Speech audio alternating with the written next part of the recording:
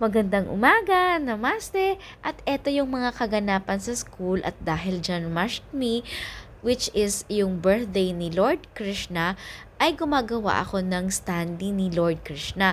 Dati ay dinodrawing ko lang to. Ngayon, ito ang ginagawa ko ay standee na. Una, drawing ko muna siya at ayan, ginupitan ko na rin yung buhok. Gumawa na rin ako ng buhok at pati mga accessories niya. Kahit glitter sheets lang yan, ay para na ring totoo itong mga accessories niya. Kailangan talagang matyaga ka. At ayan, nag-outlining na ako.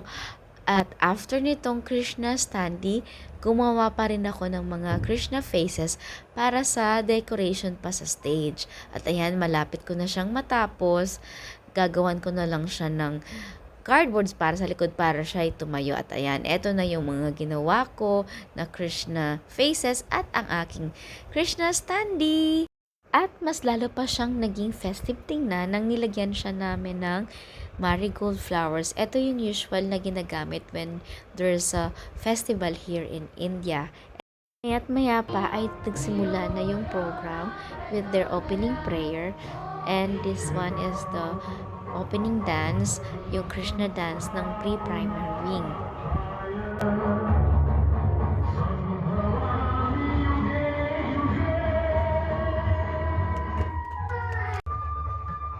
At pansin na pansin mo talaga kung sino yung dance teacher at choreographer ng kanilang dance. At ayan, tuwang-tuwa ang mga teacher sa dance ng mga bata. At napaka-cute nilang tingnan at kabisadong-kabisado nila talaga ang kanilang sayaw. At ayan, bigay todo ang kanilang dance teacher at ang iba pang mga teacher sa likod habang nanonood ng kanilang sayaw.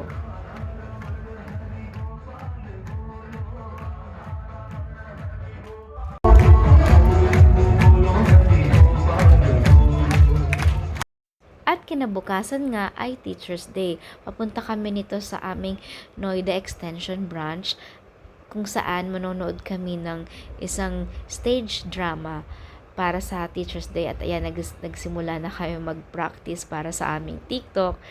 At eto yung kabuang auditorium at kung saan nandun lahat ng napakaraming teachers. Halos nasa 300 plus ata kami. I'm not sure. Basta eto na yung mga teachers from our different branches. Ang iba, may mga absent pa rin dyan. So, malamang more than 300. At eto na yung kanilang culture dance. Napakaganda ng mga kanilang mga kasuotan at napaka-colorful. Eto yung pinakamaganda sa India. Yung mga costumes nila ay napakaganda.